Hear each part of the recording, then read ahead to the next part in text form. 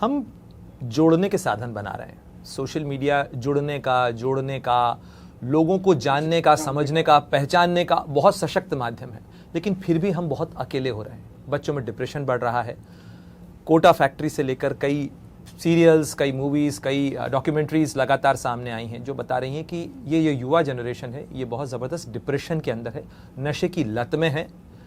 जो आप पढ़ा रहे हैं, जो आप देख रहे हैं, ये बहुत सारी उम्मीदों के साथ ज़रूर आते हैं, लेकिन क्या इनमें वो बाहुबल नहीं है या वो जो मानसिक क्षमता होनी चाहिए वो नहीं आ पा रही है? कहाँ चूक रहे हैं हम, पेरेंटिंग से लेकर एस्पिरेशन तक?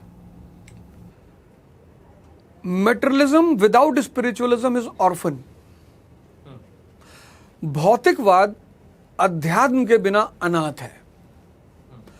जैसे आज के युवा को बढ़िया गाड़ी चाहिए, मर्सिडीज, लेकिन अगर आपका मन खुश नहीं है और आपको मर्सिडीज मिल गई, ये बहुत इसी मैं चाहता था आप मुझसे सवाल ये करें।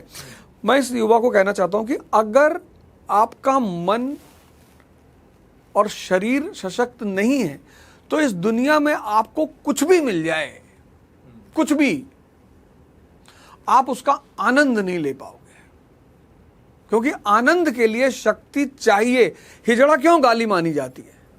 एक समुदाय है, वो एक क्रोमोसोमल डिसफिशिएंसी है उनके अंदर, उन्हें गाली नहीं देनी चाहिए, लेकिन फिर भी अगर हम किसी को हिजड़ा बोल देते हैं तो वो बुरा मान जाता है कि अरे इन्होंने मुझे हिजड़ा कह दिया। तो भौतिकवाद का भोग सिर्फ आध्यात्मिक व्यक्ति ही कर सकता है, और आज के युवा के जीवन से अध्यात्म पूरी तरह से गायब हो रहा है। वो कहता है ये धर्म, ये पाखंड, ये अविश्वास, ये ध्यान, ये कुछ भी नहीं होता। सेक्स की दवा ले रहा है 20 साल का युवा, मतलब इससे बड़ी दुर्घटना इस ब्रह्मांड में कोई नहीं हो सकती।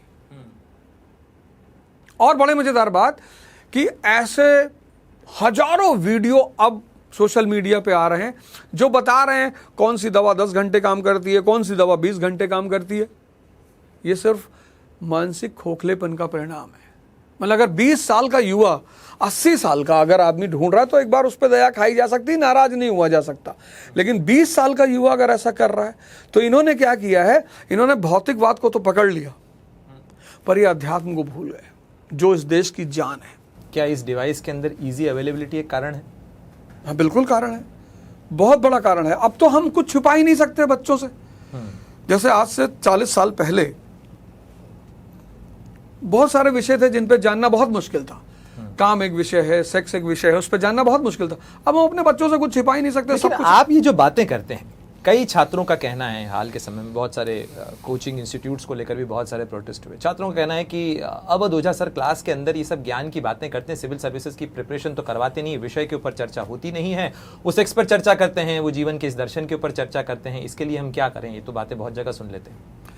इतिहास एक ऐसा विषय है, जब मैं रॉबर्ट क्लाइव को पढ़ाऊंगा तो मैं बताऊंगा कि honesty is not the best policy, क्योंकि प्लासी का युद्ध पूरा बेईमानी पर ही जीता गया है।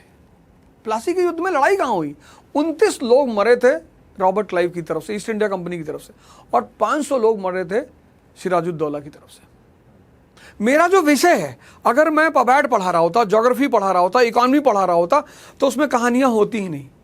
इतिहास कहानियों का ही विषय है, और जितना ज्यादा कहानियों से उसे जोड़ा जाएगा उतनी ज्यादा समझ व्यक्ति की बढ़ती चली जाएगी।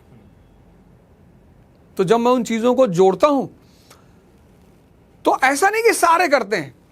ये जब किसी व्यक्ति के ऊपर हमला होता है तो 2 तरह का हमला होता है। एक हमला होता है जब आपके क्षेत्र के जो टॉपर हैं, पढ़े लिखे लड़के हैं, IAS अधिकारी हैं, अगर वो ऐसा कहें तब तो ये माना जाए कि हाँ भाई ये बात जायज़ है। लेकिन आज के समय में जब हर कोचिंग का अपना एक IT सेल है, मतलब आपको भी पता है कि किसी के बारे में कुछ भी ट्विटर पे कहलवाया जा सकता है, ट्रेंड कराया जा सकता है। आज ट्रेंड होना कोई बहुत बड़ी बात नहीं है, क्योंकि बड़ी बड़ी कंपनियां ट्रेंड कराने का ठेका लेती हैं। तो आज के युग में किसी भी व्यक्ति को, लेकिन मैं इसको बहुत पॉजिटिव लेता हूं। जैसे आपने शुरुआत में वायरल की बात कही, तो मैं कभी कभी खुद से वायरल होता हूं, प्लान करके कुछ मुद्दा देता हूं लोगों को कि भैया बहुत दिन हो गया, बड़ी शांति फैली हुई है यार, हंगामा नहीं हो रहा है। तो चर्चा की भूख है ना? भूख नहीं है। फिर आप जब जानते हैं कि अब आप लोग, दुनिया कहीं आपको मिस तो नहीं कर रही है, दुनिया आपको मिस ना करे, वो आपको सुनती रहे, जानती रहे, देखती रहे कि हाँ पर्दे पे हैं। जैसे हमारे एक बॉलीवुड के एक्टर हैं बेचारे, मैंने सुना आजकल बड़े अवसाद से गुजर रहे हैं। तो ये अवसाद जो होता है कि भाई आप आज सोशल मीडिया के दौर में कोई अवसाद में हो ही नहीं सकता। कुछ तो बाहर निकालिए, कुछ तो बढ़िया बोलिए, कुछ तो कहिए, कहीं ना कहीं कोई ना कोई आपको यही तो वजह सर, यही तो इंस्टेंट ग्रेटिफिकेशन है जो युवाओं को जो है बेतुकी हरकतें करवाता है, कभी प्लेटफॉर्म के ऊपर, कभी मेट्रो ट्रेन के अंदर, कभी चौराहे के ऊपर। तो यही तो इंस्टेंट ग्रेटिफिकेशन है, यही हम सोशल मीडिया में ढूंढ रहे हैं कि कोई मुझे जानता रहे, चर्चा करता रहे, देखें कितने लाइक्स आए, कितने शेयर्स आए। देखिए अभी मैंने एक वीडियो देखा, बड़ा प्यारा वीडियो देखा, बहुत प्यारा। मैं उन लड़कों की तारीफ करना चाहता हूँ, मैं नाम तो नहीं जानता। उन्होंने बड़ा छोटा सा वीडियो बनाया कि हस्बैंड वाइफ लड़ रहे हैं और हस्बैंड जो है वाइफ को धक्का देता है, तो वाइफ जाने लगती है। तो एक लड़का दूर से देखता है, तो वो आता है, हस्बैंड का कॉलर पकड़ लेता है, कहता पत्नी को मार रहा हो, शर्म नहीं आती तुमको? तो लड़की अपनी पत्नी की तरफ देख के कहता भैया ये बहुत कुत्ता औरत है।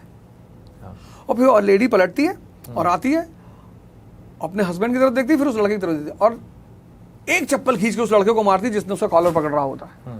अपने हस्बैंड को नहीं, लड़के को। कहती लेखपाल है, इज्जत है इनकी। क्या मैसेज दिया उस लड़की ने कि कभी भी मियाँ बीवी के झगड़े में डंडा करने की कोशिश मत करना।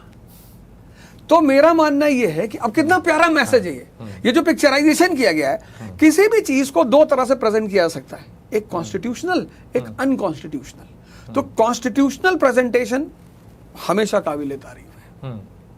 अगर आप ये वीडियो YouTube पर देख रहे हैं तो हमारे चैनल को सब्सक्राइब करें और बेल आइकन को दबाना ना भूलें। अगर आप Facebook पर ये वीडियो देख रहे हैं तो हमारे पेज को लाइक करें।